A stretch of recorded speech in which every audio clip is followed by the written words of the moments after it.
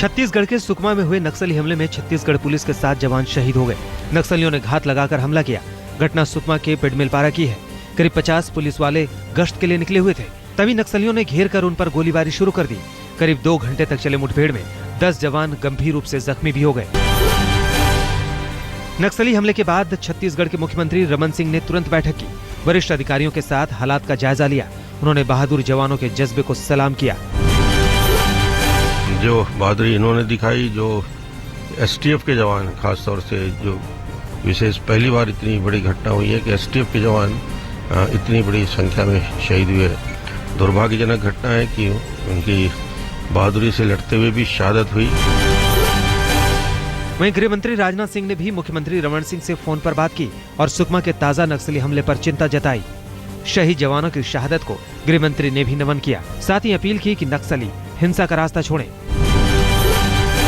पहाड़ी के ऊपर से कुछ वहाँ पर नक्सलवादी थे, ये सर्च में निकले और ऊपर से फायरिंग किया, जिसमें कि कितने लोग शहीद हुए। बहुत ही दुखद घटना है, लेकिन मैं मानता हूँ कि एक चुनौती भी है। जेडीयू अध्यक्ष शरद यादव ने पहले कहा कि पद्म पुरस्कार बड़े लोगों और बेईमानों को ही मिलते हैं, लेकिन इस बयान के 24 घंटे के अंदर ही उन्होंने सफाई दे डाली। आज तक से खास बातचीत में उन्होंने कहा कि राष्ट्रीय सम्मान पर दिए बयान का गलत मतलब निकाला गया। वो एक महापंचायत में हिस्सा लेने पहुंचे थे, तभी हंगामा हो गया। विवाद बढ़ता देख उन्होंने किसान नेताओं को मंच से भाषण देते समय धमकी दे डाली, लेकिन विवाद बढ़ता देख मंत्री महोदय ने तुरंत अपने बयान से पल्ला झाड़ लिया। बालियान ने आरोप लगाया कि जो लोग शोर मचा रहे थे उन्हें समाजवादी पार्टी ने हंगामे के लिए भेजा था। फैब इंडिया विवाद में गोवा क्राइम ब्रांच को अहम जानकारी मिली है। जांच टीम ने उस आदमी की पहचान कर ली है जिसने सीसीटीवी कैमरे में छेड़खानी की और उसका एंगल बदला।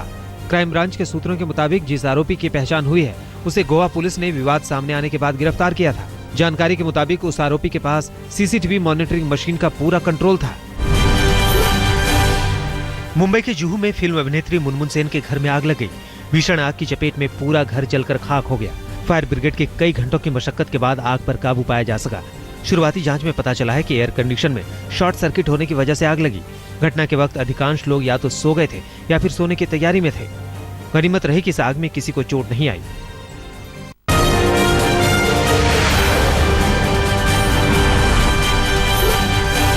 बीजेपी के राष्ट्रीय अध्यक्ष अमित शाह ने रॉबर्ट वाड्रा के बहाने कांग्रेस पर निशाना साधा है। कल रांची में पार्टी कार्यकर्ताओं को संबोधित करते हुए उन्होंने कहा कि दामाद हजारों एकड़ जमीन हड़प चुके हैं और कांग्रेस भूमि अधिग्रहण बिल पर भ्रम फैला रही है। किसानों का हितैषी होकर कौन सवाल पूछ रहा है? कांग्रेस पार्टी पूछ रही है। जिनके परिवार के दामाद ने हजारों हेक्टेयर किसानों की भूमि चाऊ कर दी, उनको किसानों के लिए एक शब्द भी बोलने का अधिकार नहीं। कांग्रेस ने अमित शाह के बयान को लेकर उन पर पलटवार किया है। कांग्रेस ने आरोप लगाया है कि वो निराशा में ऐसी गलत बयानी कर रहे हैं। अमित शाह जी तरह तरह की बात करते हैं, ये छटपटाहट है, ये बेचैनी है, असली चेहरा जो उजागर हो गया है उनका, इसलिए इस तरह की बातें, इररिलेवेंट बातें करते हैं। एक और कांग्रेस पर हमला तो दूसरी ओर जनता परिवार के भावी विलय पर करारा वार। अमित शाह ने रांची में तंज करते हुए कहा कि इसमें सिर्फ दलों का विलय हो रहा है, जनता दूर है। दिल्ली के मुख्यमंत्री अरविंद केजरीवाल ने फसल बर्बादी पर प्रति एकड़ 20,000 रुपए मुआवजा देने का ऐलान किया है। कल मुंडका में आयोजित किसान रैली के दौरान केजरीवाल ने कहा कि सरकार किसानों की हर संभव सहायता करेगी। उन्होंने दिल्ली पुलिस के सिपाही और सेना के जवान के शहीद होने पर 1 करोड़ रुपए के मुआवजे का भी ऐलान किया। मैं दिल्ली सरकार की तरफ से घोषणा करता हूं कि दिल्ली के किसानों को जिन जिन लोगों का नुकसान हुआ है उनको 20,000 रुपए प्रति एकड़ के हिसाब से। आज दिल्ली के करावल नगर में अरविंद केजरीवाल की रैली है। इस रैली में मुख्यमंत्री केजरीवाल अनियमित कॉलोनियों से जुड़े मुद्दे को उठा सकते हैं। अन्ना हजारे पुणे में आज किसानों की एक बैठक को संबोधित करेंगे। करीब 20 राज्यों के किसान पुणे में एकजुट हो रहे हैं। भूमि अधिग्रहण बिल को लेकर किसानों की ये बैठक हो रही है। यूपी के सीएम अखिलेश यादव ने नोएडा, ग्रेटर नोएडा और गाजियाबाद के लिए 413 करोड़ की 62 परियोजनाओं का शिलान्यास किया। उन्होंने वीडियो कॉन्फ्रेंसिंग के जरिए metro track, night safari, solar plant और कई दूसरी योजनाओं की आधारशिला रखी। साथ ही मोदी की महत्वाकांक्षी योजना मेक इन इंडिया की तर्ज पर उन्होंने मेक इन यूपी का भी नारा बुलंद किया। छत्तीसगढ़ के राज्यपाल बलराम दास टंडन ने अपनी आवाजाही के दौरान ट्रैफिक रोकने से मना कर दिया है। वीआईपी मूवमेंट के तहत आमतौर पर सड़क पर यातायात रोककर राज्यपाल के काफिले को पहले रवाना होने दिया जाता था। देर तक ट्रैफिक ठप रहता था, इससे आम लोगों को तकलीफ उठानी पड़ती थी। लेकिन अब ऐसा नहीं होगा। राज्यपाल ने परिवहन विभाग को निर्देश दिए हैं कि उनके मूवमेंट के दौरान ट्रैफिक न रोका जाए जब तक कि बिल्कुल जरूरी न हो। कश्मीरी पंडितों के संगठन पनून कश्मीर मूवमेंट ने राज्य सरकार के घर वापसी के प्लान को सिरे से खारिज कर दिया है। संगठन का कहना है कि पंडितों का कश्मीर में पुनर्स्थापन उनकी शर्तों के आधार पर होगा। कश्मीरी पंडितों की मांग है कि उन्हें अलग होमलैंड चाहिए। उनकी इस मांग को राज्य सरकार पहले ही नकार चुकी है। ऐसे में कश्मीरी पंडितों का मुद्दा गरमाने लगा है। कश्मीरी पंडितों ने मुफ्ती सरकार पर अलगाववादियों के दबाव में झुकने का आरोप लगाया है।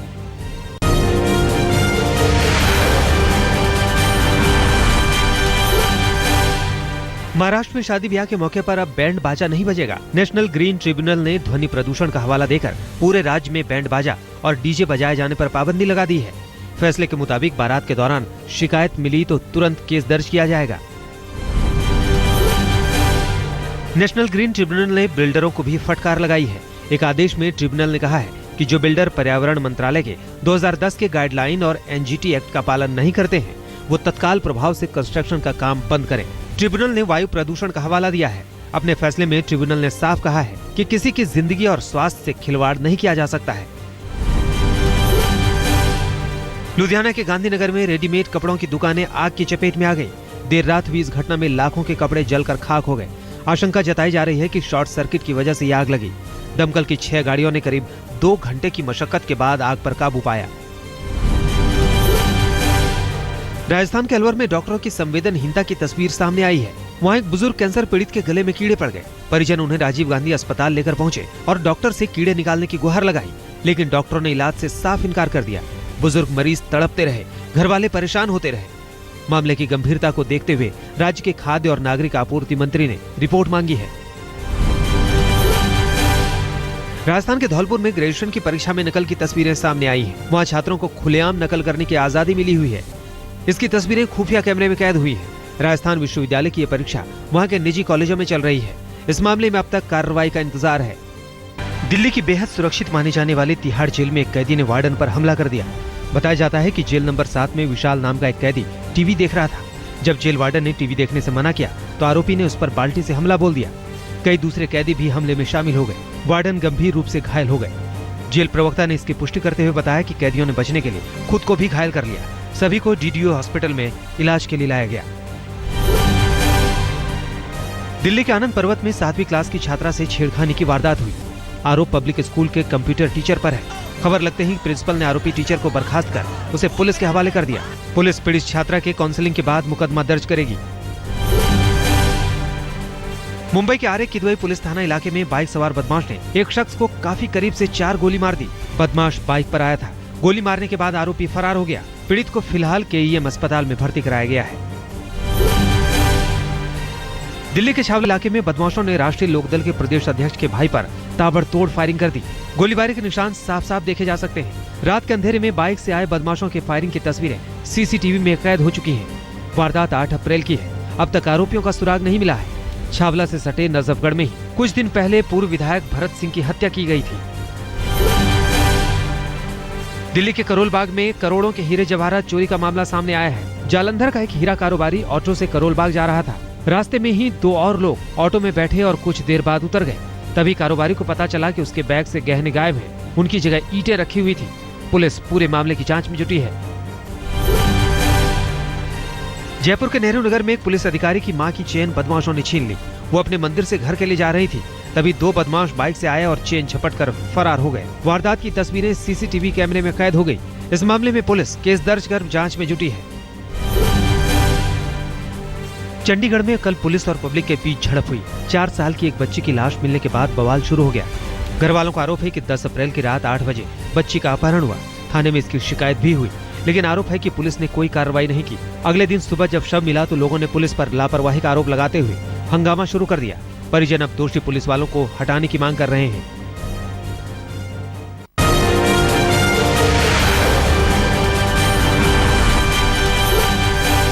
बीती रात दिल्ली के एक बड़े होटल में जमकर बवाल हुआ। पुलिस के मुताबिक होटल के क्लब में किसी बात को लेकर कुछ बाउंसर और कुछ लोगों के बीच कहासुनी हो गई। कॉल मिलते ही मौके पर पहुंची पुलिस ने डिस्क को बंद करा दिया। छत्तीसगढ़ में डॉक्टरी पढ़ने वाले छात्रों को अब 2 साल ग्रामीण इलाकों में नौकरी करनी होगी। ऐसा नहीं करने पर उन्हें 50 लाख का जुर्माना भरना होगा। सरकार के फैसले के मुताबिक MBBS, MD या MS कोर्स को बीच में छोड़ने पर 25 लाख का जुर्माना देना होगा। मैनपुरी में किसानों की मौत का सिलसिला जारी है। 2 दिन के अंदर 5 किसानों की मौत हो चुकी है। बताया जाता है कि फसल बर्बादी की वजह से कर्ज में डूबे एक किसान ने जहर खाकर खुदकुशी कर ली। वहीं 4 किसानों की सदमे से मौत हो गई। मैनपुरी में मरने वाले किसानों की संख्या 22 हो चुकी है। महाराष्ट्र के बुल्ढाना में बारिश का कहर टूटा है। बेमौसम हुई बारिश और तेज हवाओं की वजह से कई मकानों की छत उड़ गई। तूफान की वजह से कई इलाकों में बिजली गुल हो गई। एक बुजुर्ग के गर्दन पर टीन लगने की वजह से उसकी जान भी चली गई। मौसम विभाग ने बारिश और ओलावृष्टि की आशंका जाहिर की है। मौसम वैज्ञानिकों के मुताबिक महाराष्ट्र, मध्य प्रदेश, छत्तीसगढ़ और तेलंगाना में तूफानी हवाओं का भी कहर हो सकता है। वहीं पूर्वी भारत के कई इलाकों में बारिश की आशंका है। आगरा के ताजमहल का रंग फीका हो गया है। संसदीय कमेटी की टीम ने इसका खुलासा किया है। कमेटी ने माना है कि बढ़ते प्रदूषण की वजह से रंग में बदलाव हुआ है। कमेटी ने इसके पीछे ASI की भी लापरवाही माना है। समिति के चेयरमैन अश्विनी कुमार के नेतृत्व में टीम आगरा गई थी।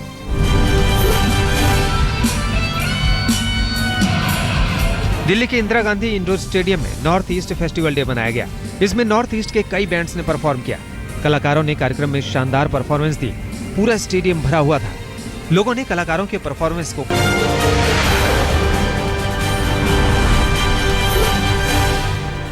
IPL 8 में शनिवार को हुए पहले मुकाबले में चेन्नई सुपर किंग्स ने हैदराबाद सनराइजर्स को 45 रनों से हरा दिया। चेन्नई की ओर से ब्रेंडन मैकुलम ने नाबाद 100 रन बनाए। इस सीजन में किसी खिलाड़ी का यह पहला शतक है। उनकी शतकीय पारी की बदौलत चेन्नई ने 210 रनों का लक्ष्य दिया। इसके जवाब में हैदराबाद की पूरी टीम 164 रन ही बना पाई। हैदराबाद की ओर से कप्तान डेविड वार्नर ने सबसे ज्यादा 53 रन बनाए। दूसरे मुकाबले में गेल की तूफानी पारी ने कोलकाता नाइट राइडर्स को पस्त कर दिया। 177 रनों के जवाब में लक्ष्य का पीछा करने उतरी रॉयल चैलेंजर्स बेंगलोर ने 1 ओवर रहते 3 विकेट से जीत दर्ज कर ली। गेल ने महज 56 गेंदों में 96 रनों की आतिशी पारी खेली। KKR की ओर से सबसे ज्यादा कप्तान गौतम गंभीर ने 58 रन बनाए। आज भी IPL में 2 मैच खेले जाएंगे। पहला मुकाबला दिल्ली के फिरोजशाह कोटला मैदान में दिल्ली डेयरडेविल्स और राजस्थान रॉयल्स के बीच होगा। वहीं दूसरा मुकाबला मुंबई इंडियंस और किंग्स 11 पंजाब के बीच खेला जाएगा। ये मैच रात 8 बजे से मुंबई के वानखेड़े स्टेडियम में होगा। ICC की टेस्ट रैंकिंग में भारत 7वें पायदान पर फिसल गया है। कल जारी हुई रैंकिंग में पहले पायदान पर दक्षिण अफ्रीका, दूसरे नंबर पर ऑस्ट्रेलिया और तीसरे स्थान पर इंग्लैंड है। वहीं टीम इंडिया का कोई भी बल्लेबाज या गेंदबाज शीर्ष 10 की सूची में शामिल नहीं है।